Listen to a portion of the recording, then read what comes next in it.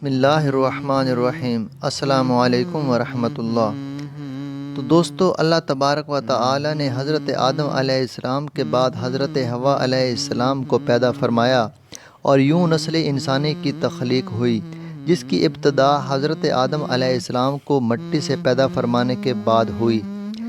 ناظرین محترم، حضرت آدم علیہ السلام کو اللہ تبارک و تعالی نے جنت کے اندر تخلیق فرمایا، اور حضرت آدم علیہ السلام جنت کے اندر اکیلے بشر تھے اور ان کی جنس سے کوئی بھی بشر موجود نہ تھا کہ جس کے ذریعے سے حضرت آدم علیہ السلام انسیت حاصل کرتے۔ چنانچہ آپ اپنے دل کے اندر سوچا کرتے کہ کاش میرا بھی کوئی ہم جنس بشر ہوتا تاکہ میں بھی اس سے انسیت حاصل کرتا۔ اور اللہ تبارک و تعالی خوب جانتا تھا جو کہ حضرت آدم علیہ السلام کے دل کے اندر چل رہا تھا۔ تو پھر جب حضرت آدم علیہ السلام سو رہے تھے تو ان کے جسم سے حضرت حوا علیہ السلام کو بائیں پسلی سے پیدا فرمایا تاکہ آپ حضرت حوا علیہ السلام سے انسیت حاصل کر سکیں۔ چنانچہ جب حضرت آدم علیہ السلام بیدار ہوئے تو آپ نے حضرت حوا علیہ السلام کو اپنے سامنے دیکھا تو آپ سے سوال کیا کہ تو کون ہے؟ تو انہوں نے جواب دیا کہ میں عورت ہوں۔ چنانچہ پھر حضرت آدم علیہ السلام نے پوچھا کہ اللہ تبارک و تعالی نے تجھے کیوں پیدا فرمایا ہے؟ تو انہوں نے جواب دیا کہ اللہ تبارک و تعالی نے مجھے آپ کی تسکین کے لیے پیدا فرمایا ہے تاکہ آپ میرے قرب سے سکون حاصل کر سکیں۔ ناظرین محترم، یہی وجہ ہے کہ حدیث پاک میں حضور اکرم صلی اللہ تعالی علیہ وآلہ وسلم نے کنوارے لڑکے اور لڑکی کو مسکین قرار دیا ہے، کیونکہ دونوں کا کوئی مونس نہیں ہوتا، لہٰذا ان کی جلدی شادی کر دینی چاہیے تاکہ وہ میاں بیوی ایک دوسرے کے قرب سے سکون پا سکیں۔ ناظرین محترم، بعض روایات کے اندر آیا ہے کہ حضرت آدم اور حوا علیہ السلام جنت کے اندر خوشی خوشی رہتے تھے اور وہاں پر عیش کی زندگی گزار رہے تھے، لیکن یہ بات یاد رکھیں کہ اللہ تبارک و تعالی نے جنت میں حضرت حوا علیہ السلام کی تخلیق سے پہلے ہی حضرت آدم علیہ السلام کو ایک درخت کے قریب جانے اور پھل کھانے سے منع فرما دیا تھا، جبکہ بعض روایات کے اندر اس واقعے کو اس طرح سے ذکر کیا گیا ہے کہ حضرت آدم علیہ السلام جب جنت کے اندر رہتے تھے تو ان کا کوئی مونس و غم خوار نہیں تھا، کیونکہ آپ جنس بشریت سے اکیلے انسان موجود تھے۔ چنانچہ آپ کے دل کے اندر یہ چاہت تھی کہ کاش میری جنس سے کوئی اور بھی ہوتا کہ جس کے ذریعے میں تسکین حاصل کرتا۔ تو اللہ تبارک و تعالی نے حضرت آدم علیہ السلام پر نیند کا غلبہ فرمایا۔ ناظرین محترم، یہ بات یاد رکھیں کہ یہ پہلی نیند تھی جو کہ بنی آدم پر طاری ہوئی۔ چنانچہ اسی نیند کے اندر اللہ تبارک و تعالی نے حضرت حوا علیہ السلام کو حضرت آدم علیہ السلام کی بائیں پسلی سے پیدا فرمایا۔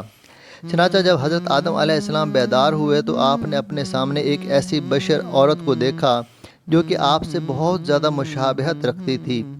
اور جنس بشریت کے اندر بہت زیادہ حسین و جمیل تھی۔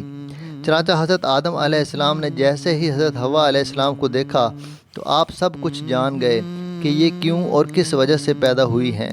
اور ان کا نام کیا ہے، کیونکہ اللہ تبارک و تعالی نے آپ کو پہلے ہی تمام چیزوں کا علم سکھا دیا تھا۔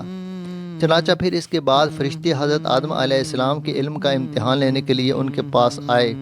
اور حضرت آدم علیہ السلام کو سلام کیا، اور حضرت آدم علیہ السلام کو سلام کرنے کے بعد فرشتوں نے حضرت آدم علیہ السلام سے پوچھا کہ یہ سامنے تمہارے جو مخلوق موجود ہے یہ کیا چیز ہے؟ تو حضرت آدم علیہ السلام نے ارشاد فرمایا کہ یہ عورت ہے۔ چنانچہ پھر ان فرشتوں نے دوسرا سوال یہ کیا کہ اس عورت کا نام کیا ہے؟ تو حضرت آدم علیہ السلام نے فرمایا کہ اس کا نام حوا ہے، جس پر فرشتوں نے پھر سوال کیا کہ ان کا نام حوا کیوں رکھا گیا ہے؟ چنانچہ حضرت آدم علیہ السلام نے جواب دیا کیونکہ ان کو حی یعنی ایک زندہ انسان سے پیدا کیا گیا ہے، اسی وجہ سے ان کا نام حوا علیہ السلام رکھا گیا ہے۔ پیارے دوستو، حضرت ابراہیم نخعی رحمۃ اللہ علیہ روایت کرتے ہیں کہ جب اللہ تبارک و تعالی نے حضرت آدم علیہ السلام کو پیدا فرمایا تو اللہ تبارک و تعالی نے حضرت آدم علیہ السلام کی طرف ایک فرشتے کو بھیجا اور حضرت آدم علیہ السلام کو جمع یعنی ہم بستری کرنے کا حکم دیا، تو انہوں نے حضرت حوا علیہ السلام سے ہم بستری کی۔ چنانچہ جب حضرت آدم علیہ السلام جمع سے فارغ ہوئے تو حضرت حوا علیہ السلام نے کہا، اے آدم علیہ السلام، یہ تو بہت اچھی چیز ہے، اس کو میرے ساتھ اور زیادہ کرو۔ لیکن اس روایت کی صحت پر ہم اطلاع نہیں پا سکے، آیا یہ روایت درست بھی ہے یا نہیں، اور بعض روایات کے اندر اس واقعے کو کچھ اس طرح سے بیان کیا گیا ہے کہ جب اللہ تبارک و تعالی نے حضرت آدم علیہ السلام اور حضرت حوا علیہ السلام کو شجر ممنوعہ کا پھل کھانے کی وجہ سے زمین پر اتار دیا تو وہ کافی عرصے تک ایک دوسرے سے جدا رہے۔ چنانچہ حضرت آدم علیہ السلام اللہ تبارک و تعالیٰ کی محبت اور اپنی اس اجتہادی خطا پر بہت زیادہ گریہ و زاری فرمایا کرتے تھے۔ چنانچہ آپ کے رونے کی شدت کی وجہ سے ایک دن حضرت جبرائیل علیہ السلام نے اللہ تبارک و تعالیٰ کی بارگاہ کے اندر حضرت آدم علیہ السلام کی سفارش کی، جس پر اللہ تبارک و تعالیٰ نے حضرت آدم علیہ السلام کے دل کے اندر توبہ کرنے کے طریقہ عطا فرمایا کہ میرے پیارے حبیب حضور اکرم صلی اللہ تعالیٰ علیہ وآلہ وسلم کے وسیلے سے میری بارگاہ کے اندر توبہ کرو تو میں تمہاری توبہ کو قبول کر لوں گا۔ چنانچہ پھر اسی طرح سے حضرت آدم علیہ السلام نے اللہ تبارک و تعالیٰ کی بارگاہ کے اندر توبہ کی تو اللہ تبارک و تعالیٰ نے ان کی توبہ کو قبول کرتے ہوئے حضرت جبرائیل علیہ السلام کو خوشخبری سنانے کے لیے بھیجا۔ چنانچہ حضرت جبرائیل علیہ السلام حضرت آدم علیہ السلام کے پاس آئے اور ان کی توبہ کی قبولیت کی خوشخبری دی، اور پھر حضرت آدم علیہ السلام کو لے کر مکہ مکرمہ تشریف لائے اور وہاں پر کعبۃ اللہ شریف کی حضرت آدم علیہ السلام نے بنیادیں رکھیں اور حجر اسود پتھر کو بھی نصب کیا جو کہ آپ کے ساتھ جنت سے آیا تھا۔ اس کے بعد حضرت آدم علیہ السلام نے حضرت حوا علیہ السلام سے میدان عرفات کے اندر دونوں کی ملاقات کروائی۔ چنانچہ عرصے کی دوری اور وقت اور دنیا کے تغیرات کی وجہ سے دونوں کے اندر کافی تبدیلیاں آ چکی تھیں، اس وجہ سے دونوں ایک دوسرے کو نہ پہچان سکے، جس پر حضرت جبرائیل علیہ السلام نے تعارف کروایا۔ ناظرین محترم، اس کے بعد حضرت آدم علیہ السلام اور حضرت حوا علیہ السلام اکٹھے رہنے لگے، لیکن چونکہ حضرت آدم علیہ السلام کو جنت کے اندر حضرت حوا علیہ السلام سے قربت کرنے سے منع کر دیا گیا تھا اور نہ ہی کسی قسم کے توالد و تناسل کا سلسلہ شروع ہوا تھا، اس لیے حضرت آدم علیہ السلام اور حضرت حوا علیہ السلام علیحدہ علیحدہ سویا کرتے تھے۔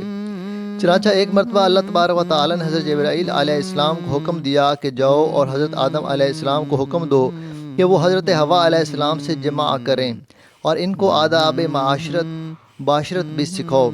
چنانچہ حضرت جبرائیل علیہ السلام حضرت آدم علیہ السلام کے پاس آئے اور ان کو اپنی بیوی حضرت حوا علیہ السلام کے قریب ہونے کا حکم دیا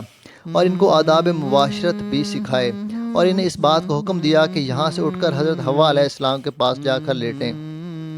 چنانچہ پھر حضرت آدم علیہ السلام نے ایسا ہی کیا، جس کے بعد حضرت آدم علیہ السلام جب واپس آئے تو حضرت جبرائیل علیہ السلام نے پوچھا کہ آپ نے اپنی بیوی کو کیسا پایا؟ تو حضرت آدم علیہ السلام نے ارشاد فرمایا کہ بہت اچھا۔ ناظرین محترم، اس حدیث پاک کے بارے میں علماء اکرام نے یہ ارشاد فرمایا ہے کہ یہ حدیث منکر ہے، کیونکہ اس حدیث کے اندر دو راوی ایسے ہیں کہ جن کو امام بخاری نے منکر قرار دیا ہے۔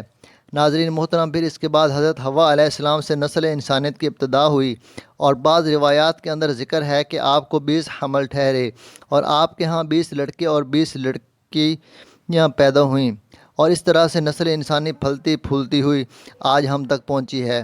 اللہ تبارک و تعالیٰ سے دعا ہے کہ اللہ تبارک و تعالیٰ ہمیں واپس اپنے مقام جنت کے اندر پہنچنے کی توفیق عطا فرمائے اور نفس و شیطان کے ساتھ ساتھ دنیا کے شر سے ہمیشہ ہمیشہ کے لیے محفوظ رکھے۔ آمین۔